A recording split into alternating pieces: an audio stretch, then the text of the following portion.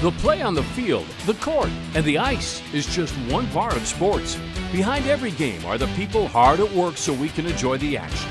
They're the owners, administrators, agents, broadcasters, and vendors who bring the games to life. Meet them when you go Behind the Game with Patrick Klinger and Dave Boden.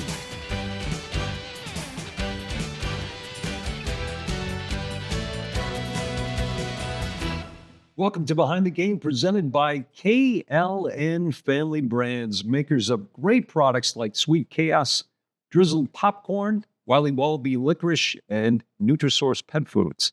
I'm Patrick Klinger, president of Agile Marketing Partners. Alongside me, Dave Boden, my co-host. Dave always fancied himself as an elite athlete as a kid.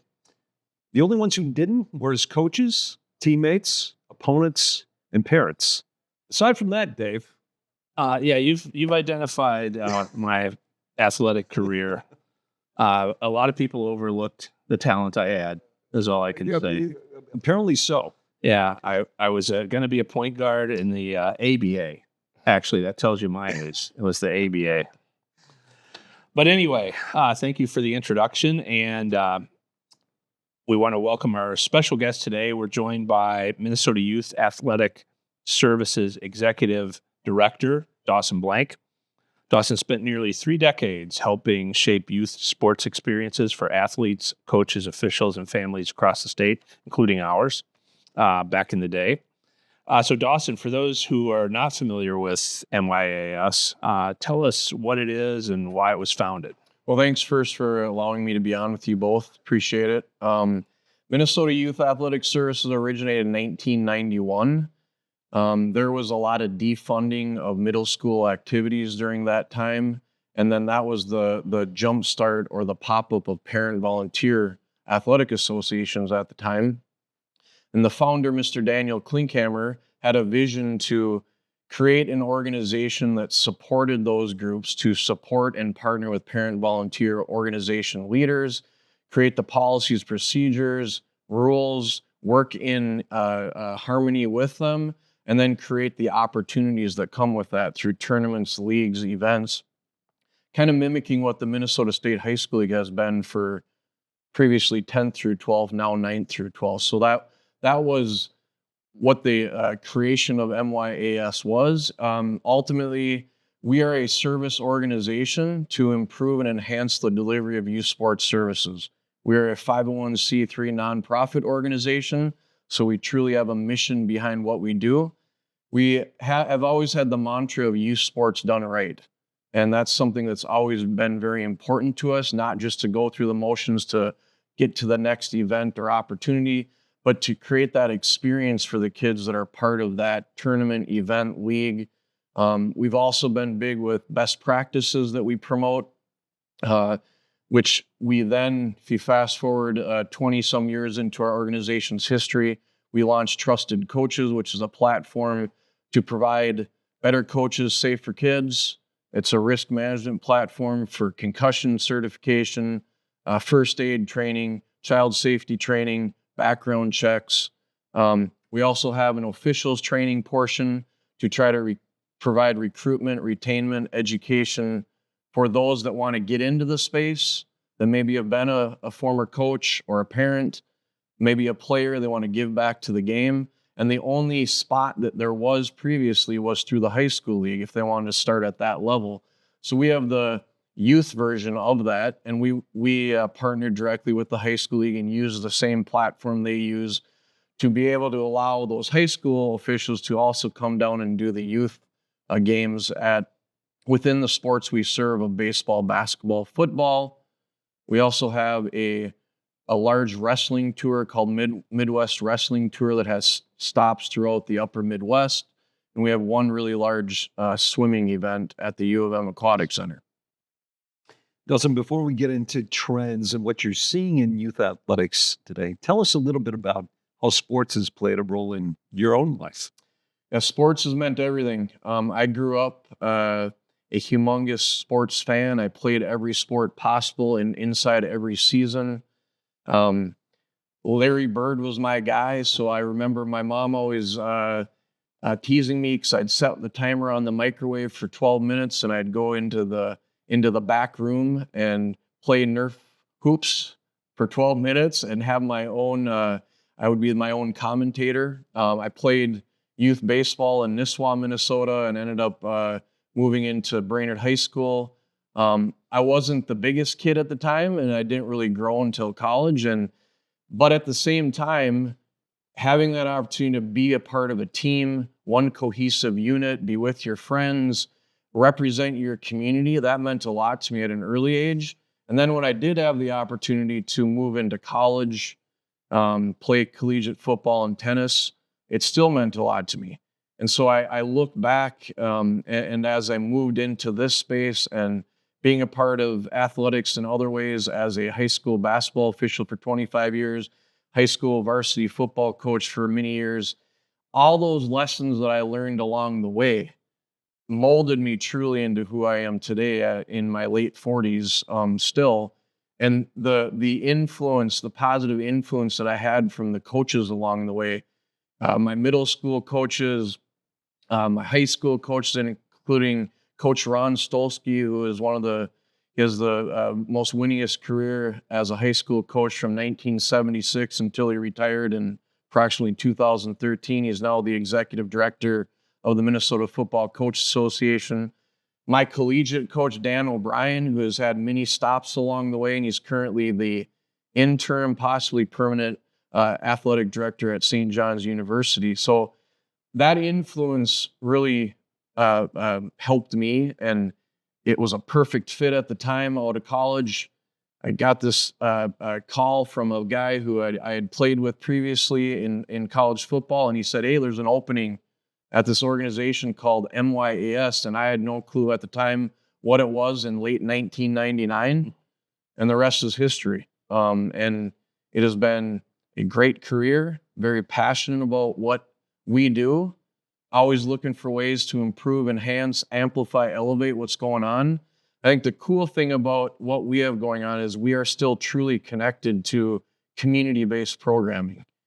There's been so much change, and we'll probably get into it, about what is being offered and the push and emphasis on club sports, which there's a place for it. But I think to be able to protect and serve that community-based sport within the sports we serve of baseball, basketball, we've been able to dedicate a season in conjunction with all these parent volunteer leaders to have a winter travel basketball season where the kids can wear their community name on their shirt, such as Egan Wildcats, and they're proud to be a part of. They're playing with kids that they go to school with or that they're in the neighborhood, and that means a lot to us. It's excellent. So you mentioned coaches and some of how you kind of came up playing sports and being involved in sports. Can you think of a coach or maybe an experience or moment from one of those? And I guess it could be good or bad, that really shaped how you think about youth sports and how you have something you've taken into what you do now? I mean, as a former high school football coach, I know you have to coach each individual a little bit differently based on their personality and who they are, and you gotta figure that out along the way. Ron Stolsky, he a great high school football coach. We ran the wishbone, and I was a wide receiver. I never caught the ball. I was a stock blocking machine, but I never caught the ball. And he specifically, I remember how much he celebrated when I had my first high school catch. And he took the time to make sure, because he knew that I was there putting in the work. I had the heart, I had the dedication, commitment, but he took the time to make sure to let me know. And I actually had a conversation with him a week ago, and he specifically brought that up. And think about the number of players he's had along the years, but to remember that, I remember your first catch in Little Falls. I mean, that means a lot. Yeah, I mean, that's pretty to cool. be able to have that connection, and it just made you want to continue to do better and continue to push forward in that sport, which I ended up doing and had a great college football career after I grew a little bit at both Central Lakes College and Concordia St. Paul. So I think that's an example of how it defines you, how it positively influences you, those little things along the way. Yeah. Dawson, from your seat at MYAS, what are you seeing right now in youth athletics that's different than maybe even 5 or 10 years ago?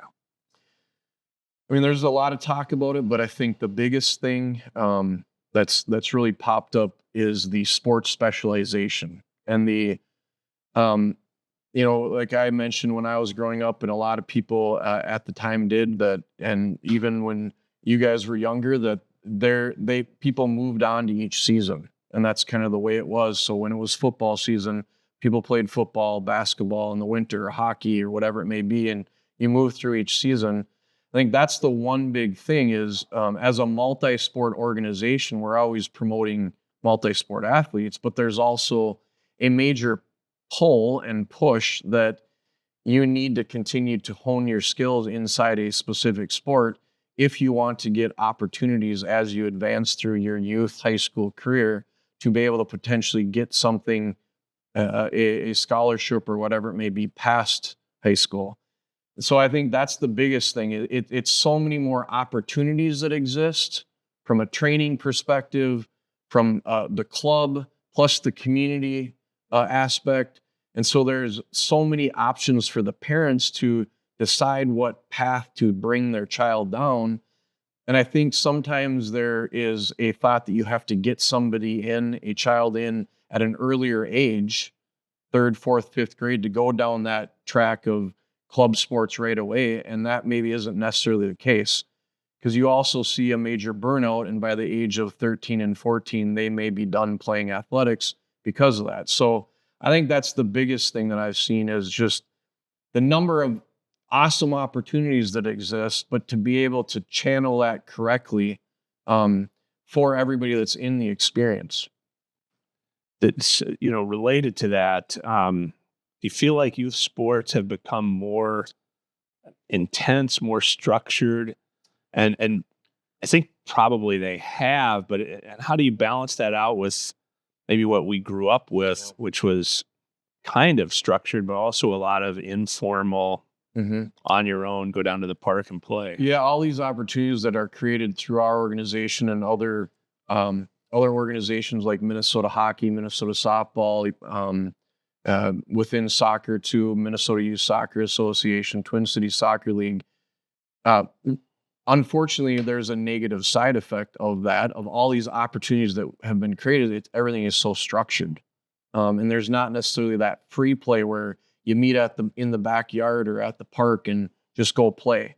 And I think that's a missing component, because it has been so structured over the course of the last couple decades. It's kind of shifted more and more to that. And so I think there's that balance to try to figure out of the free play opportunities. We've talked about trying to schedule just open gyms for opportunities within communities and just have a supervisor to provide guidance or support, but just so they have a place to just go play. Yeah. I think the genie's out of the bottle on that, and it's probably not going back in. But it's sad to go past these ball fields and parks, and no kids are playing. They're playing if the game is structured. But you and I go way back to the era where you got all the kids together in the neighborhood and grabbed the bats and the balls, and you played for hours. You just played. There were no parent supervision. No. There weren't officials. You figured it out on your own. And I think that's a little sad that we will never see those days again, most likely. Agreed. Yeah, I think that if there was a way to incorporate some things that could help with, offering up that a little bit more, I agree with you. Again, the awesome opportunities that have been created through us and other organizations has maybe been a deterrent. I think the other thing that we have to make sure that we continue to promote and emphasize is the development training, because sometimes that's missed. We have a great setup within youth basketball. There's a alliance called the Minnesota Youth Basketball Alliance. There are 175 youth basketball organizations around the state that are connected through this. They have the opportunity to promote their tournaments to all the other organizations around the state, so teams can enter into those. And that's their own fundraising mechanism that they have for their own organization. But sometimes, and I've seen it more and more, where a youth basketball team is playing more games within a season than a high school varsity team. And so I'm trying to, again, continue to push the development side and training as far as best practice and work with the leaders inside each sport to ensure that that still needs to be a focus, because people know that's the case, but they love the competition and the gameplay too. You mentioned in the conversation the specialization that maybe is happening too early, or people are jumping into that. And, maybe it's great for some and maybe not others, but not as widespread. And I believe there's probably a fair number of parents and families who are looking like, kind of like what Patrick said to me. They're looking at their kid to get that college scholarship or be a big time athlete. And, some do, but some don't, and that's okay too. So with all that stuff going on, what do you say to parents if they got a kid 10, 12 years old and they're just getting into this? Do you have guidance for them or advice? So that's one thing actually that we're doing an initiative. We're trying to create this opportunity called Parent U, where it's literally just laying out facts for somebody coming into the space inside youth baseball, inside youth basketball, youth football, so they understand facts, maybe eliminate some misnomers or a biased opinion one way or the other. I think the big thing, and I've experienced it too as a youth sports parent as well, wearing that hat, that sometimes we forget to enjoy the experience and to know the little things that a fifth grader wants, to be able to just have fun with their classmates, their friends, and to just enjoy it. And that talks about, the ride home. Are you going to be a coach, or are you going to be a dad or a mom? To make sure to ask that question and not just become a coach right away. And I'll be honest, I learned that with my daughter a little bit. I think to just be that support, know your role in the youth sports experience, because everybody has one, from the official to the coach to the parent in the stand. Everybody has that role. And whenever somebody crosses over into a different role, that's when bad things happen. So enjoy it. Relish it, because as you guys know, and now I know, it goes by so quick. Yeah, it's great advice. And I think you just need to enjoy the moment, kind of like Jim Morris said, enjoy the season. I mean, it's the same thing. Enjoy it and have fun with it, and know that sometimes, and I learned this when I was coaching my daughter, sometimes they are more excited about the person that wins the hustle bear at the end of the game than who won the game. Yeah, I think that's a great point. All of us have been there as parents, coaches at the same time in that role. I hadn't thought about it exactly that way, but yeah, you can't be the coach when you need to be the parent. Yeah. You need to have fun. I find it striking that I've interviewed many professional coaches. I've interviewed many professional athletes over the years and asked the same question about specialization. Not one has ever said they should specialize in this one sport. Across the board, they say it's best if kids play a lot of sports. Mm-hmm. One of the cottage industries that's really popped up around this intensity with youth athletics is personal training camps. I mean, kids are going to personal trainers at a very early age. I mean, what's your perspective on that? I think it's great. I think, again, it depends on the age level that you're talking about. I think that it obviously needs to differ from a 11, 12-year-old to a 14, 15, 16-year-old as far as what that intensity of the training is. I think if a youth athlete has a true passion for a specific sport and they want to continue to go down that path, I think that's awesome. I just think that, again, it needs to not be so intense that at some point that child is going to lose the love of the game or that sport, and they're going to not want to be a part of it anymore. So kind of started to talk about parents and the role parents play, and you see that. I mean, I know there's a wide spectrum being a coach in the old days as well. I mean, I have seen that firsthand. But what do you think separates a really good or a great youth coach from somebody that just sort of fills a role? And you probably wrestle with getting those coaches. You want volunteers, but you also want to have a. Yeah, I think, every organization, Egan Travel Basketball, all the organizations out there that are looking to hire volunteer coaches, which in turn you hope that creates a great experience for people to come back. I think the one thing that we need to continue to look at is figuring out ways to prepare them. I think sometimes, and I'll go back to separates a coach that's just there to a coach that's going to make a difference or positive impact. Literally just the preparedness going into practices.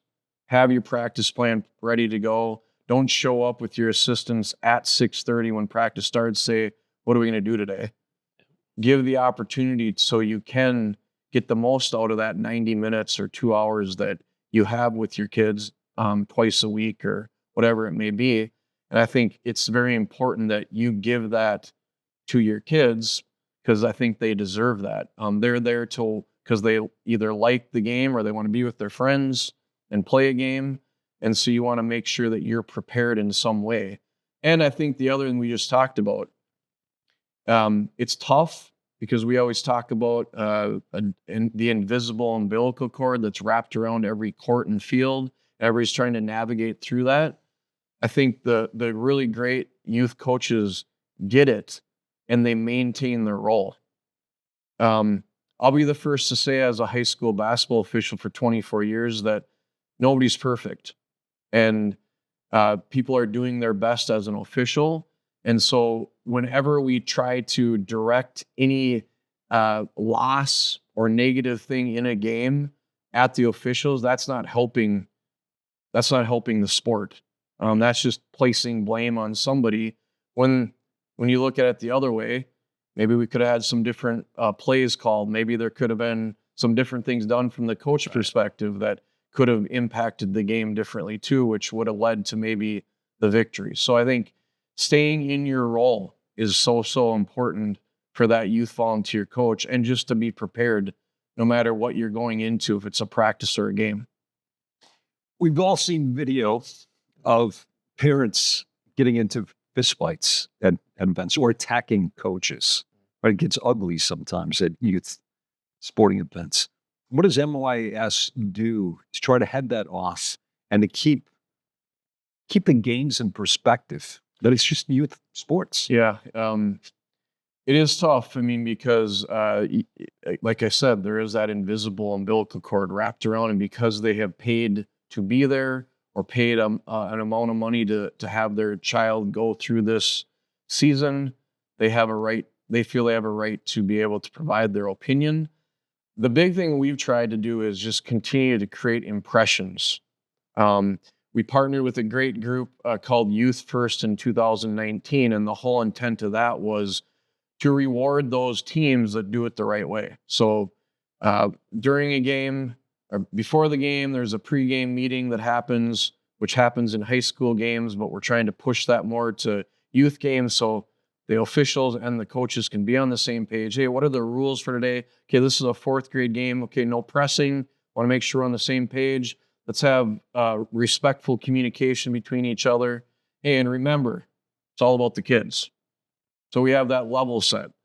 So then after the game, the officials have taken the time on a scorecard or score sheet, depending on baseball, basketball, football, where they then rate the team, the coaches, the player, and the fans, yes or no. At the end of a tournament, then, it's been our flagship events of grade state basketball championships or Gover State tournament champions, where we are recognizing the teams for getting perfect scores. So if they had played 3 games and they got 3 yeses, that we are going to reward them. Not that they won the tournament, but they are doing it the right way. Other things we implemented this year, it's the what's your role. Big signs going into every gym that talks about what's your role, and officials officiate, coaches instruct, parents cheer. Bad things happen when you play somebody else's role.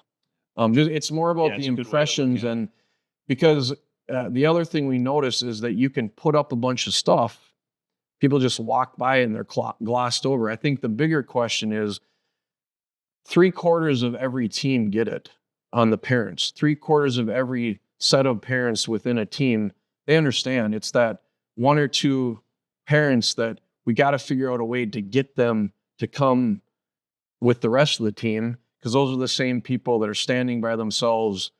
Nobody really wants them by them, trying to get them to understand their role. That's the toughest thing right now, is you got most of the parents, they understand it and they want to represent their community the right way. They want to be there to cheer, but there's just a couple that unfortunately don't want to listen to it. Yeah.